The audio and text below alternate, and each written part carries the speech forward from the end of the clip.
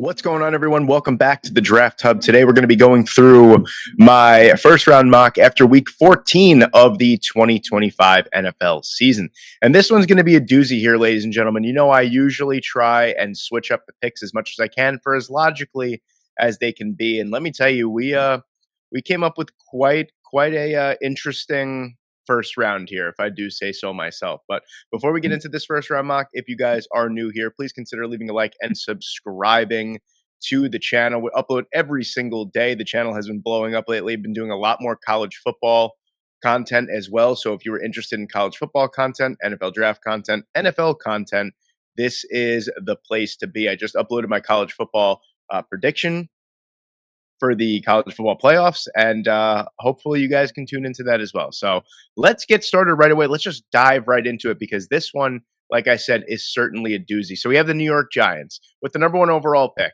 What a bye week for them. They come off of a Monday Night Football loss, and then they don't even play, and they somehow end up with the first overall pick. And this is probably the most ideal scenario that you could find for the New York Giants because as the pre-draft process is going on, we're kind of learning more and more that this quarterback class really isn't it, to be quite honest with you. I mean, Fernando Mendoza, I think, is very, very good. Ty Simpson has a ton of NFL traits, and Dante Moore is someone that I think is going to be very good at the next level as well, just as a little green. And really, that's kind of it. So I think if you want a quarterback in this draft class, you're going to have to trade up. And you got the Raiders sitting here at number 2 overall as well. You got the Cleveland Browns sitting at number 4, who could very well be in the market for a quarterback as well, despite Shedeur Sanders looking pretty decent so far throughout, a couple games of his NFL career. I mean, that doesn't mean that you're not going to be in the market for a quarterback. Same deal with the New Orleans Saints. Tyler Shuck looks pretty good, but you still never know at this point. And then you got the Cardinals and Jets looming at number 7 and number 8, looking for a quarterback potentially as well. So the Giants here in an ideal situation. We're going to trade down. We're going to trade with the New York Jets here because I really do think at the end of the day, the Jets are the most hard-pressed team for a quarterback. Not only that, they have the most draft capital to move up. And I've been pretty adamant in my point saying that I don't want the Jets to part with draft capital to trade up for someone like Fernando Mendoza. I'd rather them part with draft capital to get someone who's already established. I know that, they have 5 first-round picks in the next couple seasons or the next couple drafts. You could use that to get a top end quarterback because the Jets just do such a bad job of drafting quarterbacks that why waste the draft capital on someone who's not established? You might as well get someone who's already established. But really, I don't think there's going to be anyone on the market that's worth multiple first round picks at this point. You're going to have to get aggressive. You're going to have to trade up. So I do think the Jets are able to hold on to number 18. I do think the trade is going to look something along the lines of this. It's going to be expensive. It's going to be a lot. And that's just the cost of doing business at this point in this day and age. I mean, the first overall pick is going to cost. It might even cost more than this if we're being honest with you. But from 7 to 1, the Giants pick up a ton of draft capital. Oh, this is what it was actually when I did this. That was the trade, actually. So this is going to be number 7 overall, number 39, and number 135 from this draft. And then you got a first-round pick next year, which is going to be the Indianapolis Colts. And then let's actually make that deal a little bit sweeter. Let's make it the Jets' first-round pick. And then you have the third-round pick as well. So a lot of moving parts, and Jets get back, pick number 1 and 179 for their troubles. So they're going to move up to number 1, and we're going to have to take Fernando Mendoza here. I just think that at this point, the Jets are kind of strong-armed into getting a quarterback with the available quarterbacks on the market. And I do think Fernando Mendoza is the best quarterback in this draft class. I think he's the most pro-ready. And the Jets are in absolute desperate need of a quarterback. So, I mean, really, as a Jets fan myself, I'm not really too thrilled with the proposition of moving up to number 1 overall to take a quarterback. But, I mean, listen, this is a quarterback-driven league. Your success rides on how well your quarterback plays in a rookie contract and how well you're able to surround him with talent. So the Jets are able to hold on to number 18, which is pretty big for the most part. And then they move up to number 1 to get Fernando Mendoza. And the Raiders are kind of chilling here at number 2. They're kind of in a best of the rest situation. I do think if Dante Moore declares, I do think he's the clear cut pick for the Las Vegas Raiders here. I really do think. I think that you surround him. You already have Ashton Genty, who's a franchise running back. You have Brock Bowers, who's incredible. The offensive line does need help. Let's not kind of part ways with that ideology. The offensive line does need help. At number 2, I'm not willing to take an offensive lineman at number 2. I don't think that there's an offensive lineman that's truly worth a top 5 selection in this draft class. And I don't think anyone's kind of willing to trade up with the Raiders at number 2 because the Raiders know what they want to do. They need a franchise quarterback going forward. Why would I want to trade up with the Raiders? Because it's going to cost an arm and a leg to move up to number 2. They're going to stay where they are at number 2. They're going to draft Dante Moore, and then they're going to move on, and they're going to start building their roster around, because there's a ton of good offensive linemen, don't get me wrong, that are going to be in that second, third round range. I just don't know how many are worth, a top 10 selection, or mind you, not even a top 10, a top 2 selection. I don't think there's any. So we're going to go with Dante Moore here at number 2. And then at number 3, you have the Tennessee Titans here. And this is where I'm going to get a little funky with this mock draft here. You have Ty Simpson sitting on the board, and there's one team that I think is in the market for a quarterback that's a dark horse here, that we're not really talking about enough, that do have multiple first round picks and are very comfortable with drafting not having any first round picks. And that's going to be Les Snead, Sean McVay, and the Los Angeles Rams. I do think, don't get me wrong, Matthew Stafford is putting in an MVP type of season. So why not get someone as talented and as green as Ty Simpson to sit behind Matthew Stafford, even if it's for maybe another year, even if Stafford plays one more year.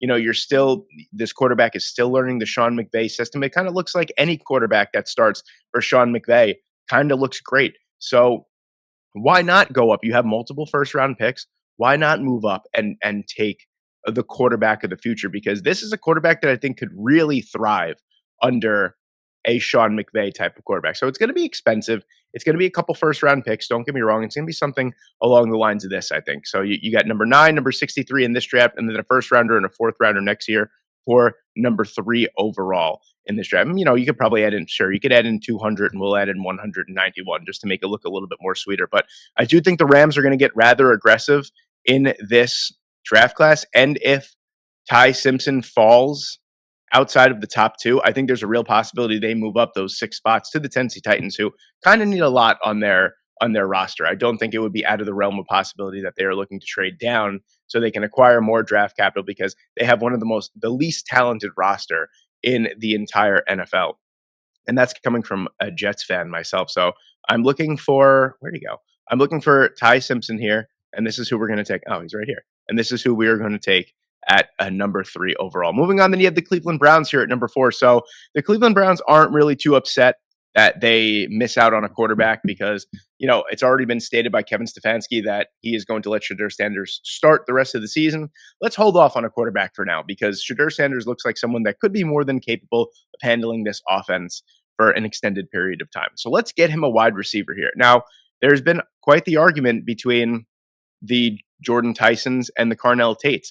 I do think there is a real chance that Carnell Tate overtakes Jordyn Tyson as wide receiver 1 in this draft class, and that's purely from the health concerns. Jordyn Tyson has had 3 injuries that are pretty significant. He had 2 season-ending injuries, and then he had one that kind of sat him out for a decent amount of this season as well. I think Carnell Tate is someone that has really reinvigorated his game over the past year. Last year, his route running came into question. This year, he came into Ohio State as their route technician. He's been fantastic. The work rate is off the chart. He's an incredible wide receiver. The finesse, the nuance in his route running, the ability to win deep, the ability to win over the middle and in the intermediate. I think he truly has a shot to be the wide receiver 1 in this draft class. And I'm going to take him here at number 4. I think he would pair excellent with this wide receiver room that the Browns currently have, because you have Isaiah Bond, who's a little bit of that gadgety guy. They still have Jerry Jeudy, who I think is would suit very well in as a wide receiver 2. I truly don't think when he's asked to be a wide receiver 1, I don't really think he could handle those capabilities. You get Carnell Tate in there, it immediately opens up the offense that much more. Harold Fannin Jr. looks like a fantastic pick for the Cleveland Browns. I think adding Carnell Tate to this offense would just be an unbelievable get. And then for the New Orleans Saints at number 5 here, you're able to kind of have your pick of the litter of the best players available at positions of need. For me, I think I'm going to go with Arvell Reese for this one here. I think Arvell Reese just kind of ticks a lot of the boxes for the New Orleans Saints. Ruben Bain Jr. would make a lot of sense here too. Don't get me wrong. I think you can't really go wrong with any of the top 4 defensive players that are on the board right here. I don't think you can go wrong with any of those guys. But I think Arvell Reese is the best combination of everyone. He's a great run defender. He's great in coverage. He could rush the passer. He's an athletic freak. I think that's something that this New Orleans Saints defense really needs. And don't get me wrong, they love their Ohio State Buckeyes. So there's always that pipeline there. So give me Arvell Reese here at number 5 with the New Orleans Saints. Then you have the Washington Commanders at number 6 here. Again, a lot of different ways you can go. I think I made this pick last week, and some people had some problems with it. With Caleb Downs sitting on the board at number 6, this is a great pick as well. But Ruben Bain Jr. is sitting here on the board, and the Commanders don't really have a long-term answer at the edge rushing position. And I think that's kind of where your defense starts. You could have as many talented secondary players as you want, but if you are not able to generate a pass rush, any type of pressures or pocket collapsers whatsoever, I mean, your great secondary players can be defending for 7, 8, 9 seconds. You know what I mean? You need someone that can collapse the pocket. Ruben Bain Jr., I think, is a player, again, I say it week in and week out, that kind of has a little bit of prospect fatigue at this point in the NFL draft cycle because he's been viewed as the top edge rusher for how long now? I think people are forgetting just how good he is. I think overall, he's an exceptional player. I think he has the chance to be the best defensive player in this draft class. And I think he'd be a great fit on the Washington Commanders as a 4-3 defensive end. Then you have the Giants here with their pick now. They have plenty of picks in their pocket.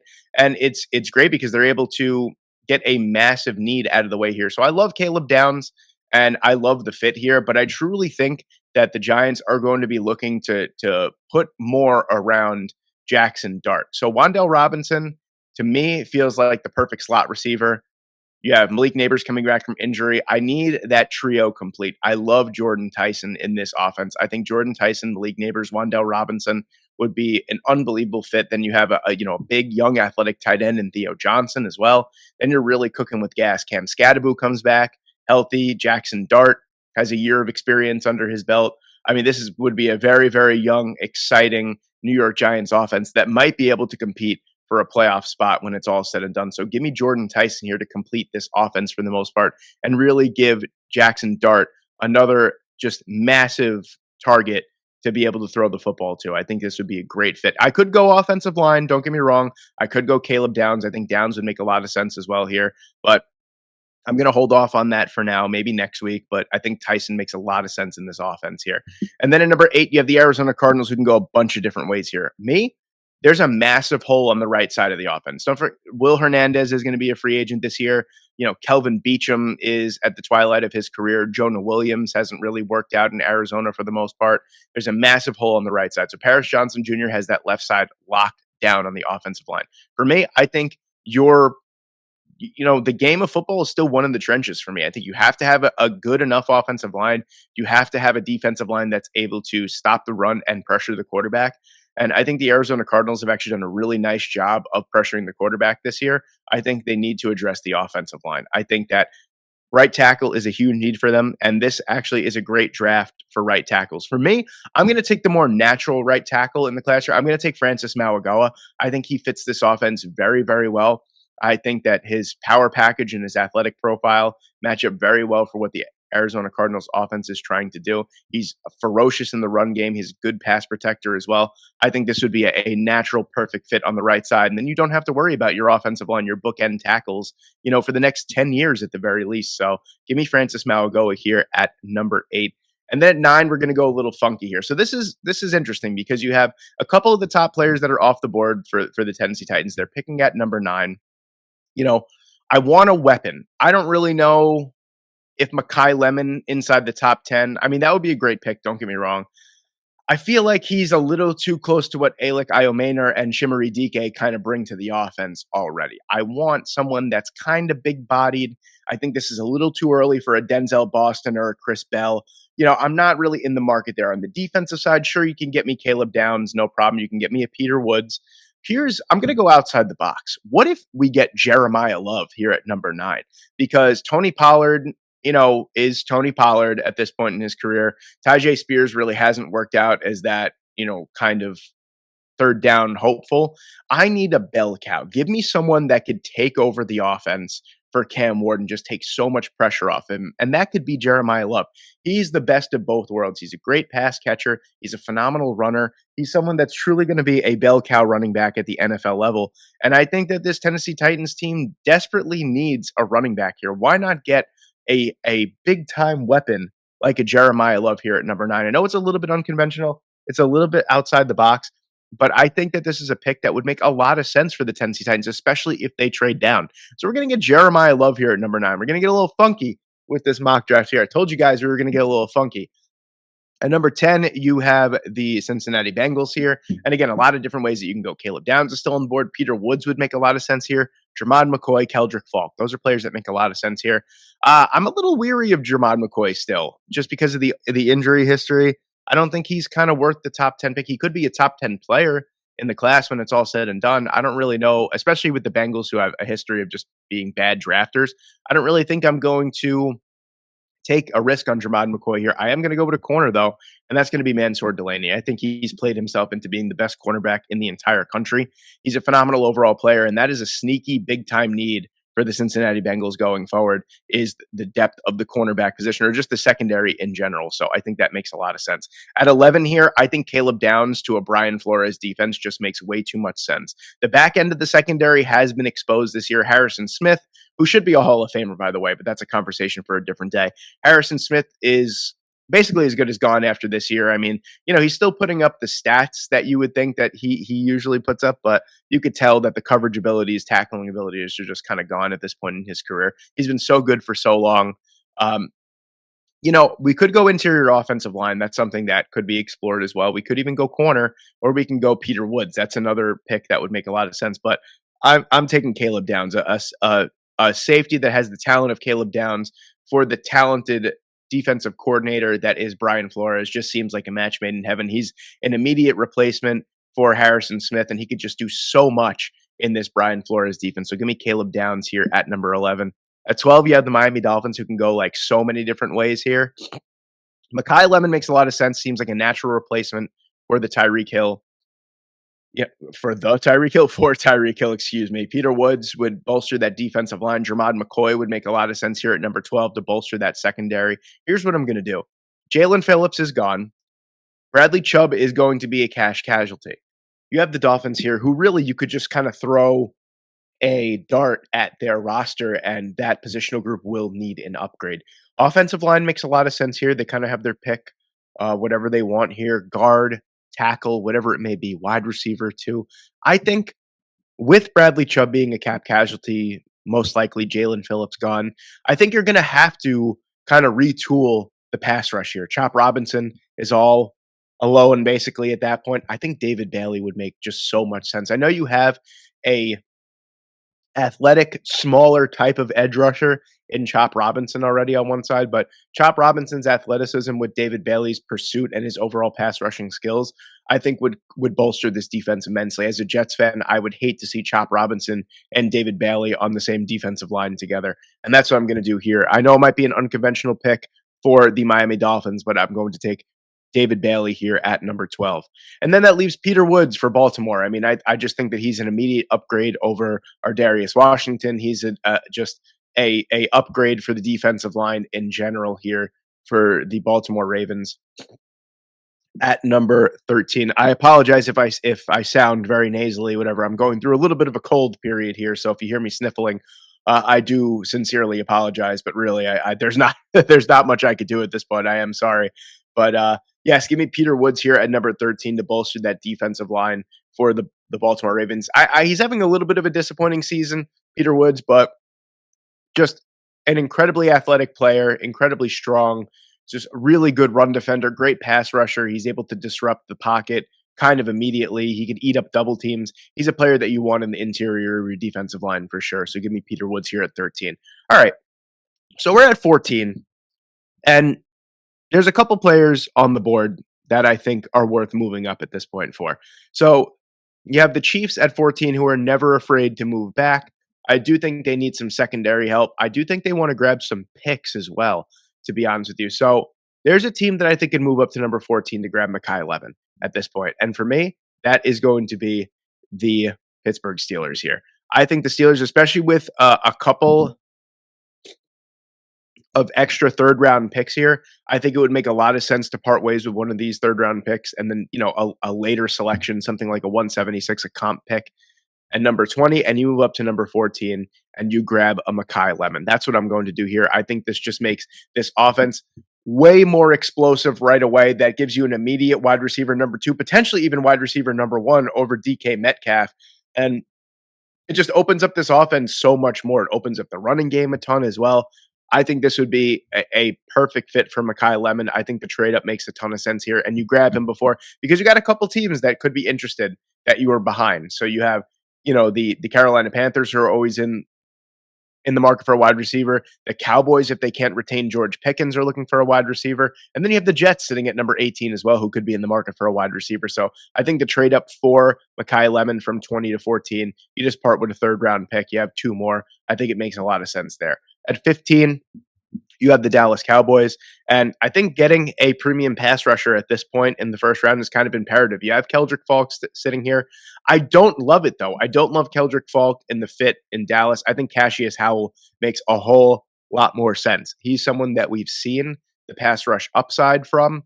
He is someone that has just put the work in statistically as well. And I think he'd make a really nice athletic 1-2 punch with Donovan Ezriaku on the other side. So give me, as where Keldrick Falk is going to set the edge and he's going to be a little bit of a better run defender, I think Cassius Howell is someone that you're going to get production from right away as a pass rusher. And really, now that they have Quinnen Williams long term, they have Kenny Clark, they're able to kind of plug up the middle of the defense.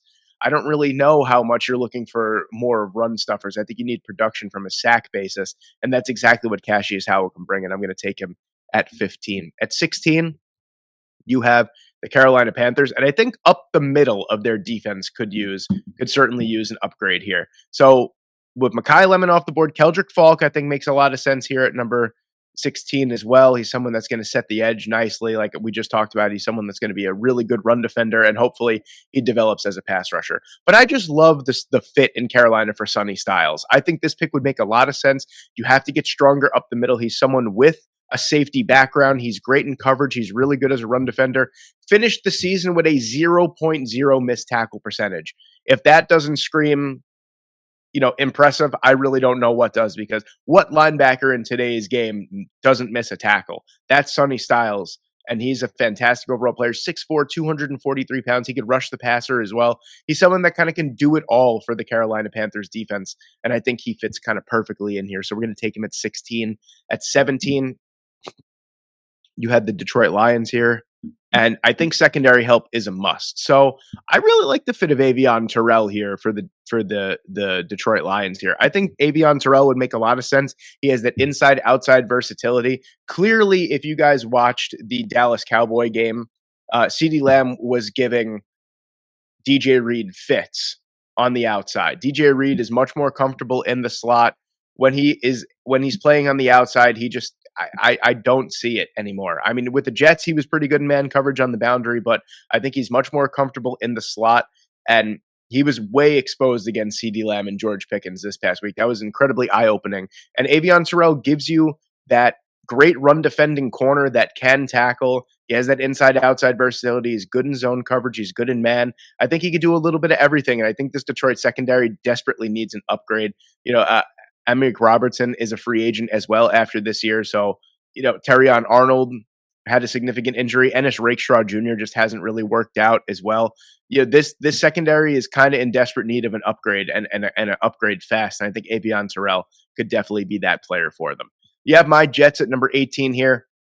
And this is a good situation to be in because you have edge is a need.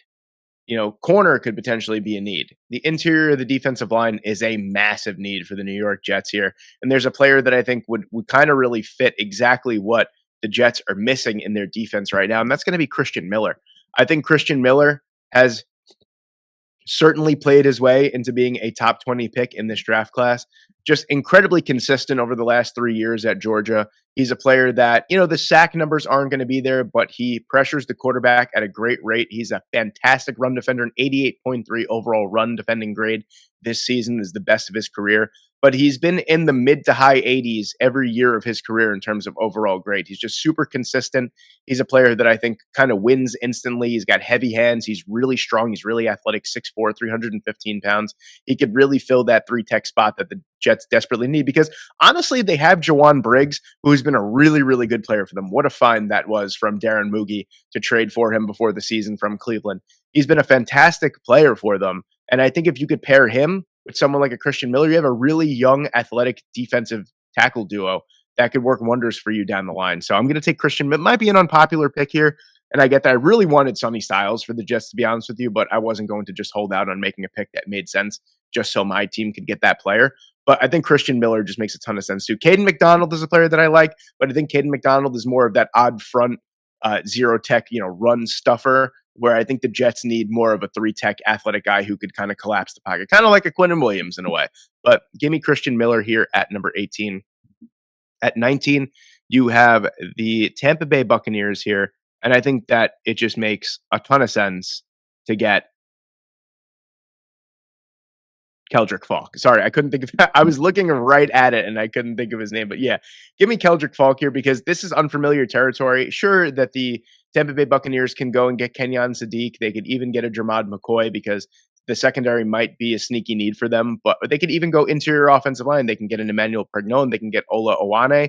They can get a bunch of players here, but I think Keldrick Falk is a player that Todd Bowles would be salivating at the opportunity of adding to his team. Just a big, heavy outside linebacker that he loves. Anthony Nelson is a player that he's loved for quite some time. 6'7", 272 pounds. You get 6'6", 285 pounds from Keldrick Falk. Incredibly athletic, sets the edge very well. And the slight fall from Keldrick Falk stops right here at number 19. At 20, you have the Kansas City Chiefs.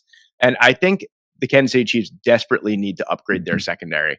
Jermod McCoy would be nice, but I feel like that's more of a luxury pick at this point. I need results now if I am the Kansas City Chiefs. And I think adding someone like Colton Hood would be perfect. This is the type of player that Steve Spagnuolo would love on his defense. He's got that versatility to be great in man, great in zone, very, very heady football player as well. Someone that can play on the inside, can play on the outside. He's just an extremely smart, his football IQ is off the chart, extremely smart football player. And I think this would be a great fit. This is a right away perfect fit for the Kansas City Chiefs because they do have a couple free agents on their roster. And how far is Shamari Connor going to get you as a boundary corner at this point? I know he's been good, especially since he's been a 7th round pick, but how many times is Brett Veach going to plug holes with, day 3 players? I think it's time you go out and you get a premium talent like Colton Hood, because as the AFC West gets better in terms of weapons, you're going to have to keep up with it. And I don't know how long you could parade those 5th, 6th, 7th rounders out there anymore. You're going to have to get a premium talent. And I think Colton Hood is certainly a premium talent here at number 20. So we're going to take him here. And then you have the Philadelphia Eagles at number 21. And we know Howie Roseman loves a trade down here.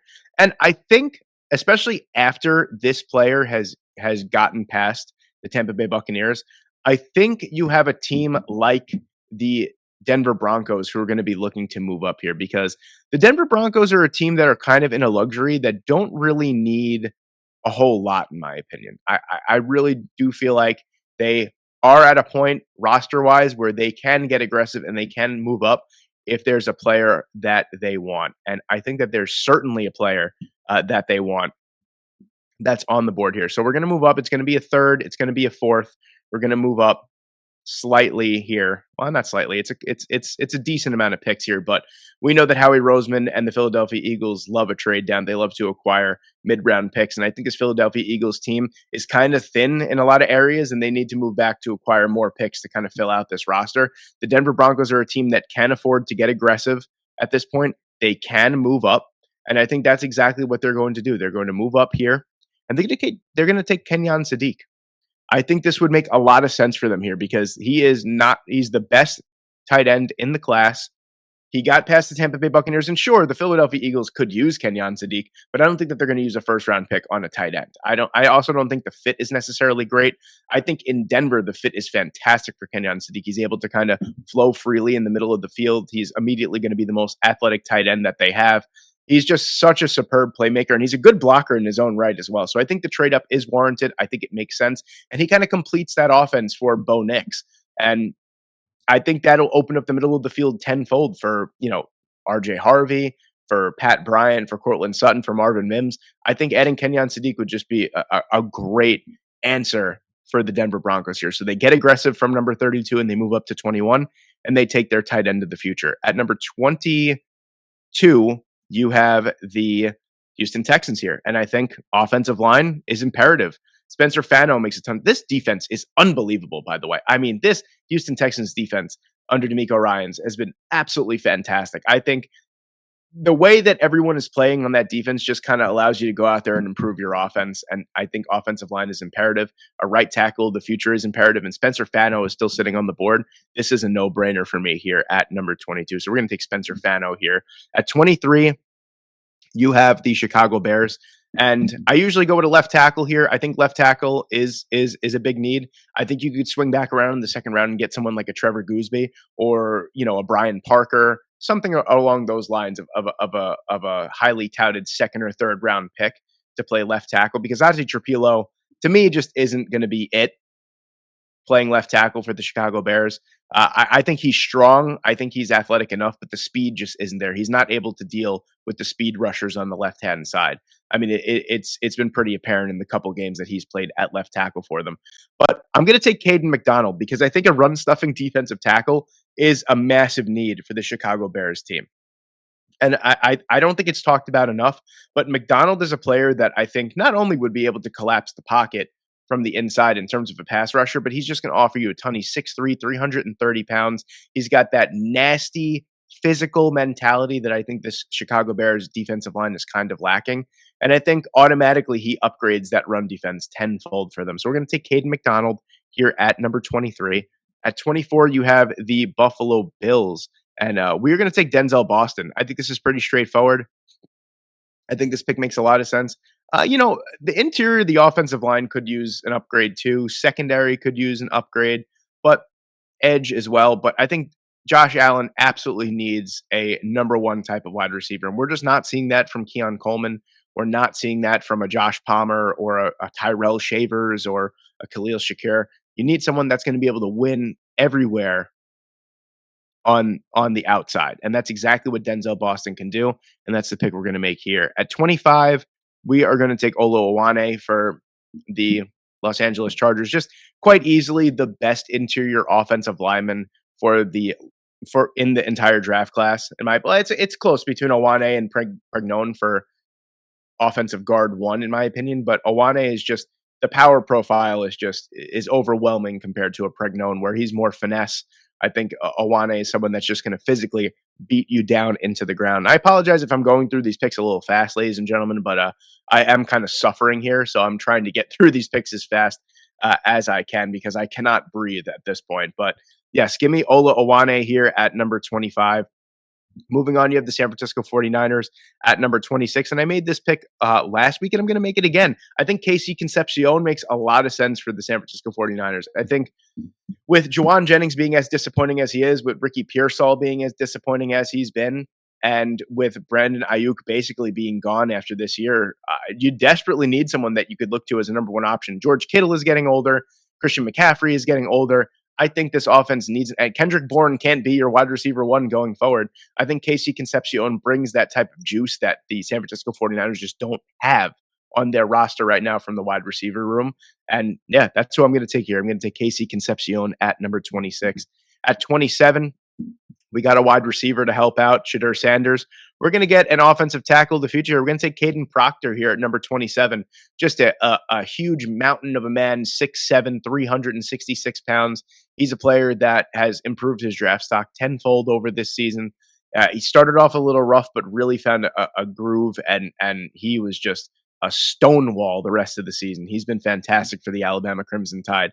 And this is a player that I think in an offensive line that kind of needs an upgrade on every single position, I think starting with left tackle and starting with someone that's 6'7", 366 pounds is a very, very good way to go. So we're going to take Caden Proctor at 27. At 28, we have the Dallas Cowboys here. And I think a linebacker upgrade is desperately needed at this point. Sonny Styles is gone. That was a player that I was considering with the 15th pick, but Cassius Howell was still there. I think that pick made just a lot more sense in my opinion. But he got CJ Allen. This is a legendary linebacker class. Let's just put it that way.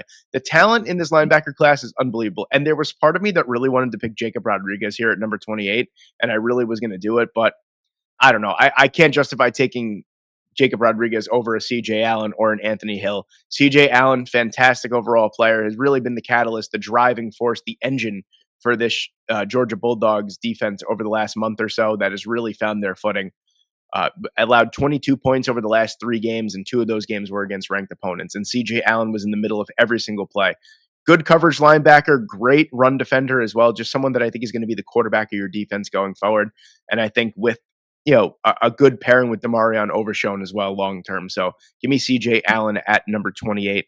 At 29, you have the Seattle Seahawks. An interior offensive line upgrade is needed. I think I made this pick the last couple weeks. I'll make it again. Emmanuel Pregnone, I think, just makes a ton of sense. He could even slide in to play center. He could play right guard as well. Just a ton of versatility there, and he immediately bolsters this offensive line that cannot get away with starting Anthony Bradford for much longer. So we're going to take Pregnone here. At 30, you have the New England Patriots, and I do think a pass rush upgrade is needed. I talked about TJ Parker last week for them. I think he makes a lot of sense for them as well here again. Harold Landry has actually had a pretty decent season for New England, but I think he needs someone on the other side of him as well. And Parker is a player that is his draft stock is kind of suffering from the fact that he didn't really have that strong of a season. But I do think that he is a player that is really good against the run, sets the edge well, and can rush the passer. He had 10 sacks last season. So we know that the juice is certainly there. And I'm going to take him here at number 30. At number 31, you have the Los Angeles Chargers here. The Los Angeles Rams. And I'm going to take Jermon McCoy. I think this is where the fall stops. I think the secondary has been playing well enough for the Los Angeles Rams where you could take a slight chance on taking someone like Jermon McCoy. And for someone that potentially could be a top 5 talent in this draft class, you're getting him at number 31. I think that's a huge home run. And you already traded up to get your potential quarterback of the future. I mean, this is a great draft for the LA Rams, and I think they cap it off very nicely in this first round with Jermon McCoy. And then that leaves the Philadelphia Eagles here at number 32. Who moved back. They got a couple of picks to move back, and I think they still end up with a really nice selection here at number 32 overall. I'm going to take Keith Abney. I think Abney makes a lot of sense for this team. Great in man, great in zone. He's got great speed. He could run with the best of them. I think he's going to fit very well in a Vic Fangio type of defense here, where Avion Terrell, I think, is the best overall fit for a corner. I think Keith Abney is kind of second behind him. Good size as well, 6'1", 195 pounds. Like I said, he could run very, very fast. Long speed does not come into question either, whereas Avion Terrell, maybe that long speed might come into question, Keith Abney, it's not going to come into question here. I think he's a fantastic overall player. He's feisty, and I think he'll be a perfect boundary fit across from Quinyon Mitchell for Vic Fangio and the Philadelphia Eagles defense. And that's going to be our last pick. That's going to round out our first round mock after week 14. And there you have it, ladies and gentlemen. There is my first round mock after week 14 of the NFL season. After week 14 of the 2025 NFL season. Let me know what you guys think in the comments section below. Thank you guys so much for watching today. I hope you enjoyed, and I hope I see you in the next one.